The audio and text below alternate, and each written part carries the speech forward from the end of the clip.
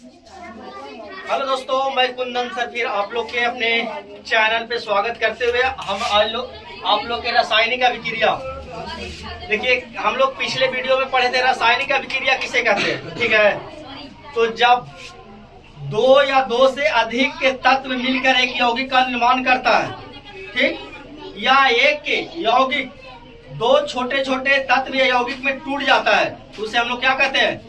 रासायनिक अभिक्रिया कहते हैं। ठीक है, अर्थात या दूसरा परिभाषा दे सकते हैं कि जब दो पदार्थ को मिलने से एक नए पदार्थ निर्माण होता है जिसका गुण पहले से बिल्कुल अलग होता है, उसे भी क्या कहते हैं? रासायनिक अभिक्रिया।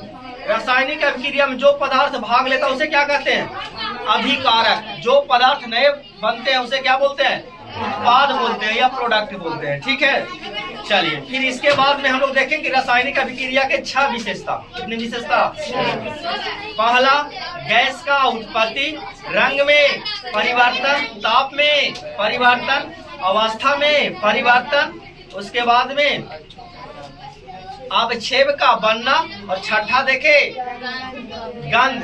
गंध में परिवर्तन। नहीं, ये 6 को क्या देखे? रासायनिक समीकरण का विशेषता, रासायनिक अभिक्रिया का विशेषता देखें। फिर देखें हम लोग आगे, इसके बाद है रासायनिक समीकरण किसे कहते हैं। तो देखिए रासायनिक समीकरण किसे कहते हैं कि रासायनिक अभिक्रिया जो होता है उसको संक्षिप्त माने छोटा लिखावट को ही क्या कहते हैं? रासायनिक समीकरण। जैसे देखिए हमने परिभाषा लिखा है कि रासायनिक समीकरण की रासायनिक अभिक्रिया को उसके संकेत एवं सूत्र द्वारा संक्षिप्त लिखावट को क्या कहते हैं? रासायनिक समीकरण। जैसे देखिए ये रासायनिक अभिक्रिया हो रहा है कि एक वो तत्व मैग्नीशियम है, दूसरा क्या है? ऑक्सीजन। जब दोनों मिल जाता है तो क्या बनाता है? Magnesium oxide. तो ये देखिए ये जगह ज्यादा ले रहा है, लिखने में टाइम भी लग रहा है। ठीक है, तो ये सब जगह कम लगे और कम समय में लिखे, इसके लिए हम किसका प्रयोग करते हैं?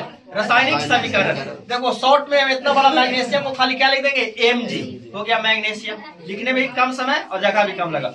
अच्छा, ऑक्सीजन को क्या लिखेंगे? O2। जब दोनों मिल जाता था क्या बन जाता है? MgO। नहीं, संतुलन करने के लिए दो यहाँ से गुना और दो यहाँ से गुना। तो ठीक है, ये रासायनिक समीकरण हो गया। रासायनिक समीकरण जो होता है मुख्य रूप से दो होते हैं, एक संतुलित और दूसरा असंतुलित। संतुलित मतलब वायलेंस, ठीक है, असंतुलित मतलब अनवायलेंस। ठीक है, संतुलित रासायनिक समीकरण कहेंगे कि वैसा रासायनिक समीकरण जिसमें तीर के दोनों ओर उपस्थित तत्वों के परमाणुओं की संख्या क्या होना चाहिए? समान। जैसे यहाँ देखिए मैग्नीशियम के कितने परमाणु? 2 हो। तो इधर में मैग्नीशियम के कितने परमाणु? 2 हो। यहाँ देखिए ऑक्सीजन के कितने परमाणु? 2 हो। तो तीर के दाएं तरफ भी ऑक्सीजन कितने? यहाँ देखिए 2 है। ठीक है, तो जब तीर के दोनों तरफ मतलब अभिकारक और उत्पाद में उपस्थित तत्वों के परमाणुओं की संख्या समान होता है तो उसे हम लोग क्या कहेंगे? संतुलित। संतुलित रासायनिक समीकरण क्यों जरूरी है?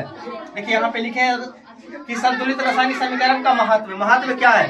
क्योंकि हम जानते हैं कि कोई भी रासायनिक समीकरण जब अभिक्रिया होता है तब अभिक्रिया होने से पहले और अभिक्रिया होने के बाद जो भी तत्व रहेगा उसका द्रव्यमान बदलता नहीं है, ज्यों का त्यों रहता है। ठीक है, उसी को बोलते हैं द्रव्यमान संरक्षण का नियम। द्रव्यमान संरक्षण का कहता क्या? किसी भी रासायनिक अभिक्रिया में द्रव्यमान का नहीं तो निर्माण होता है नहीं तो विनाश होता है, इसी कहते हैं द्रव्यमान संरक्षण का नियम। अर्थात कहता है किसी भी रासायनिक अभिक्रिया में उत्पाद तत्वों का कुल द्रव्यमान, जो उत्पाद तत्व हुआ इसका कुल द्रव्यमान, ठीक है, अभिकारक तत्वों का कुल द्रव्यमान, जो अभिकारक है जो भाग ले रहा है इसका कुल द्रव्यमान जो है बराबर होता है। क्या होता है? बराबर। ठीक है, अच्छा, एक हो गया संतुलित की जब दोनों दाने परमाणुओं की संख्या क्या रहे तत्वों का समान तो उसे संतुलित कहते हैं। असंतुलित कहेंगे उसे कि वैसा रासायनिक समीकरण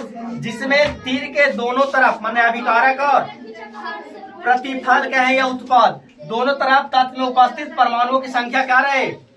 असमान माने अलग अलग। जैसे कि यहाँ लोहा के कितने परमाणु हैं? 1 है। यहाँ लोहा के कितने परमाणु हैं? 3 है। तो ये अलग नहीं, इधर 3 है, इधर क्या है? 1। तो ये क्या है? असंतुलित है। असंतुलित रासायनिक समीकरण को कंकाल समीकरण भी कहते हैं। कंकाली समीकरण। कौन समीकरण? कंकालित। बोलिए कंकाली समीकरण किसे कहते हैं? कंकाली।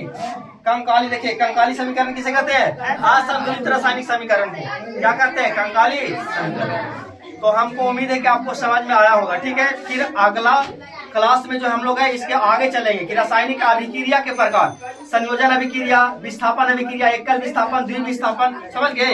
ये अगला वीडियो हम लोग देखेंगे। अगर मेरा वीडियो पसंद आए तो लाइक सब्सक्राइब करें और शेयर करें। और रीलवा बनता है कितना के जी, अभी देखो अभी चालू है बबड़ा।